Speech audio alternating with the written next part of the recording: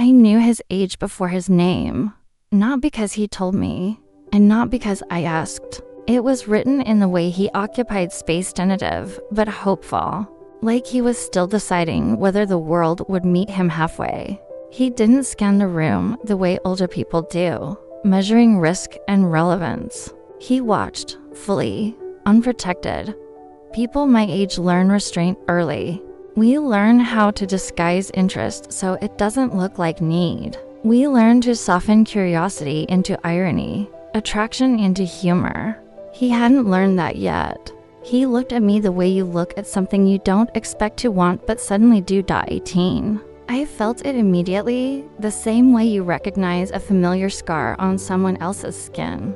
I've been 18. I remember the strange weightlessness of it, how choices still feel reversible, how mistakes feel educational instead of permanent. Everything still feels like rehearsal. I also knew I was 30. That knowledge didn't arrive with shame or hesitation. It arrived like context, like clarity.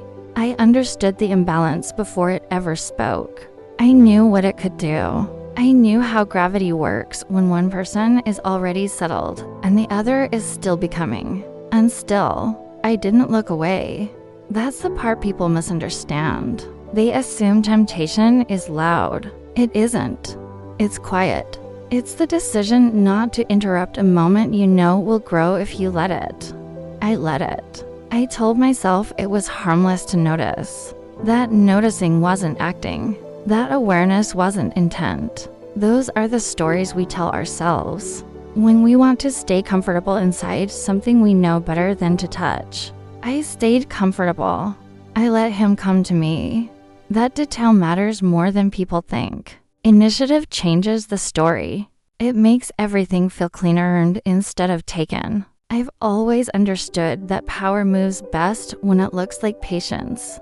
He hovered before he spoke, close enough to be present, far enough to retreat without embarrassment. I could feel his attention pressing against the quiet. He wanted to be noticed, but not rejected. That tension is unmistakable when you know how to read it.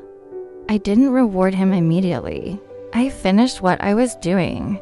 I adjusted something on the counter that didn't need adjusting. I let the silence stretch just long enough for him to question whether he'd misjudged his importance. People reveal themselves in that moment, whether they shrink or hold their ground.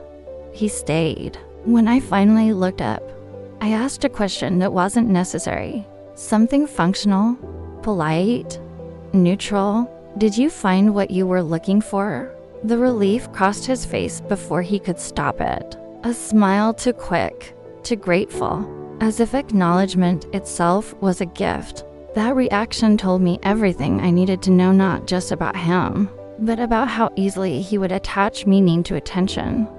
That was the first transaction. I gave him recognition. He gave me receptivity.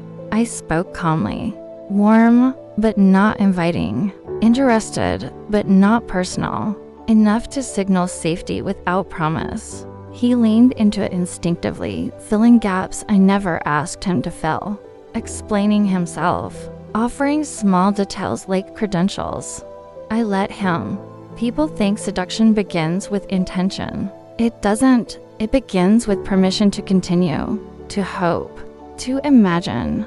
I gave him that dot. I spoke to him like an equal. That's what they always confuse with kindness.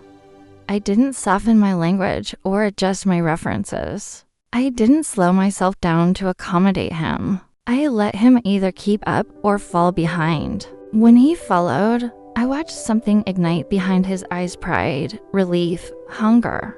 I never once called him young.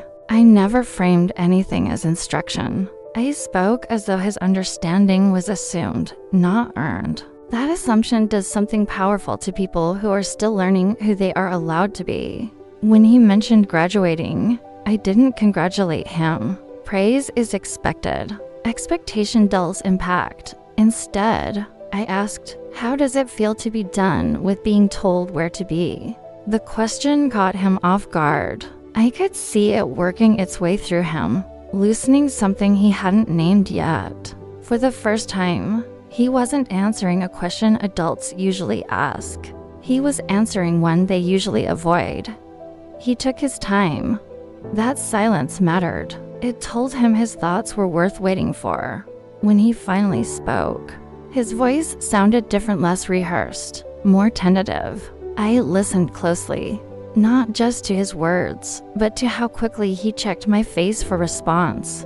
Calibration, adjustment, approval. I rewarded that with attention, not praise. Attention is stronger.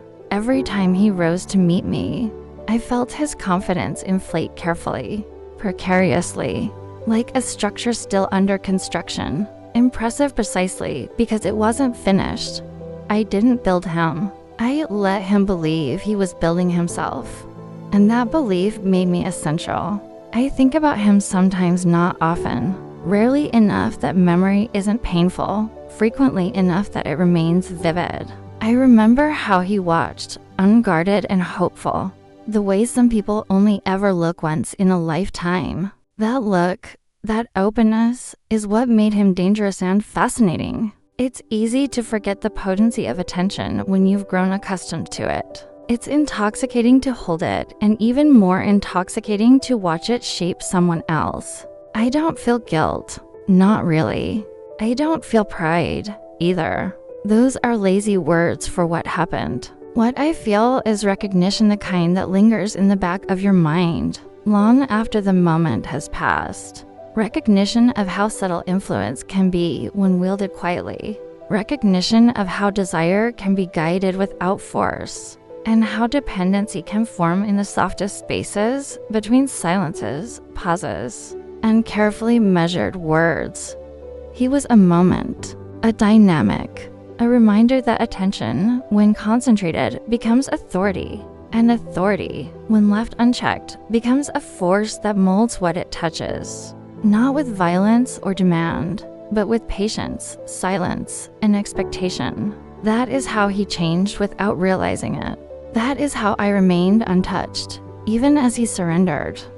I imagine him now somewhere distant, growing, learning, becoming someone fully formed without me. And I am somewhere else, unchanged, not empty, not lacking, simply aware. The memory of him doesn't haunt me. It instructs me. It reminds me that every glance carries weight, every word carries consequence. And some connections are powerful precisely because they are never fully claimed. Sometimes, when someone new watches me with the same unguarded focus, I see him again in their eyes. And in that brief, electric recognition, I understand it was never about possession, never about guilt. It was about understanding the subtle art of influence and knowing the moment you shape will never be quite yours to keep.